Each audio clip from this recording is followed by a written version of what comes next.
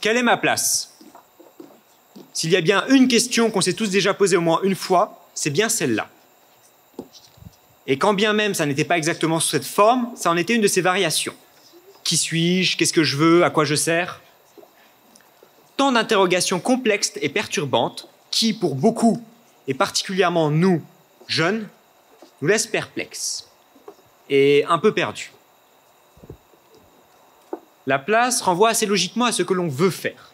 Ce sont les activités qu'on nous donne à notre vie qui dictent la place que celle-ci occupe.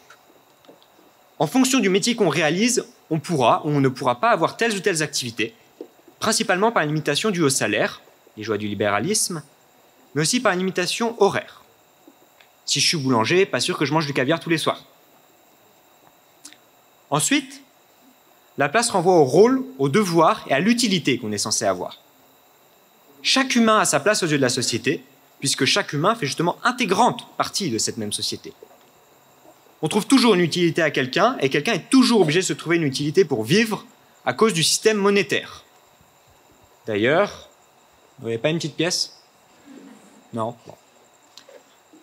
Et bien sûr, dans cette logique, si place renvoyait uniquement à ce sens sociétal, on n'aurait même pas besoin de chercher notre place, puisqu'on aurait un système où la société se chargerait de ce choix pour nous. Dès la naissance, on aurait un rôle assigné. Cela n'éviterait-il pas bien des déboires, des larmes versées et des rêves brisés? On connaît tous un adolescent qui ne sait pas ce qu'il veut faire plus tard. Et parmi eux, nombre le vivent mal, voire très mal. J'en connais plus d'un. On nous éviterait tant d'angoisse en nous permettant de ne tout simplement pas avoir à choisir. Super! Et justement, une société qui choisit la place de ses citoyens pour eux est quelque chose qui s'est fait dans l'histoire, notamment en Russie soviétique. Ainsi, rien qu'avec cet exemple, on voit tout de suite que dans les faits, une telle idée n'a rien de réjouissant. Car forcément, ne pas avoir besoin de faire un choix, c'est bien. Mais c'est surtout courir le risque de devoir faire quelque chose de peu plaisant. Et c'est pour ça qu'on se doit de prendre en compte la dimension philosophique du terme place. L'envie qu'on a de trouver une place qui nous correspond. Et c'est véritablement cette dimension qui rend la problématique si complexe. Car bien souvent, pour beaucoup de jeunes notamment, moi par exemple, je sais seulement deux choses. Je veux faire quelque chose qui me rend heureux, et je sais ce que je n'aime pas. Mais quant à la question de savoir ce que je veux faire précisément, aucune idée.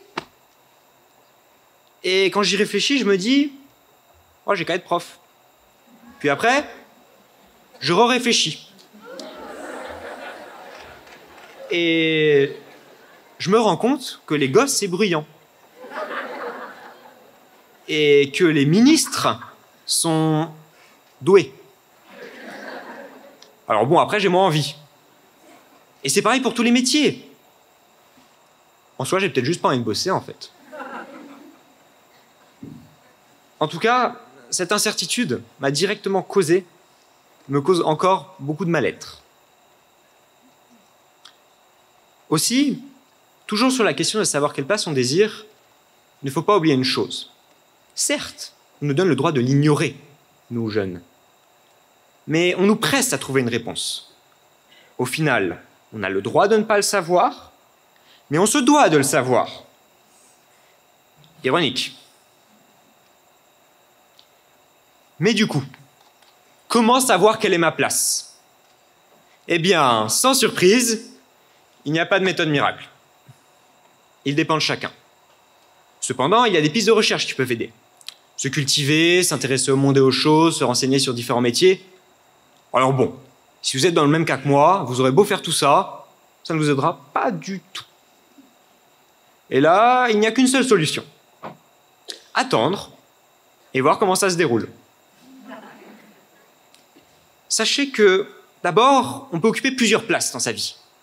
Ou seulement une. Rien n'est fixe et certainement pas ça. Que ce soit changer de métier, changer de pays ou changer d'entourage. Ensuite, la place est abstraite. L'important, c'est que cette place nous convienne et nous conforte, nous complète et nous permette de nous épanouir. Tant qu'elle ne porte préjudice à personne, rien ne devrait justifier la dévalorisation d'une place si elle permet à son hôte d'être comblé.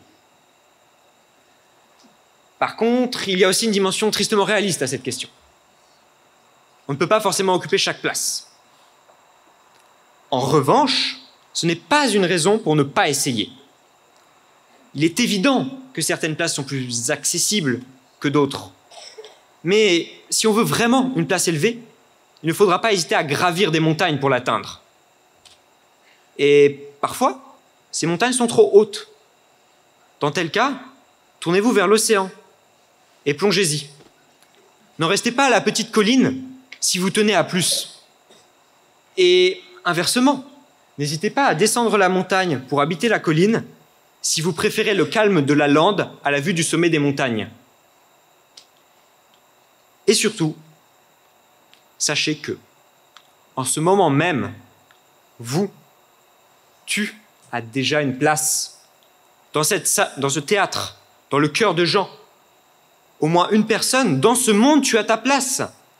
Qu'elle soit agréable ou désagréable, tu en possèdes une par défaut. La seule chose que tu as besoin de faire, c'est de trouver la place que tu te donnes et non celle qui t'est donnée. Et avant de finir, j'imagine qu'une question vous brûle actuellement les lèvres. Mais est-ce que toi, Oscar, le fait d'avoir rédigé ce discours, a-t-il pu t'aider à répondre à cette question? Est-ce que maintenant tu sais quelle place tu veux? Bien sûr que oui, absolument pas. Je n'en ai toujours pas la moindre idée de la place que je veux. Et je préfère me morfondre en me disant que je ne le saurai jamais. Comme quoi, faites ce que je dis, pas ce que je fais.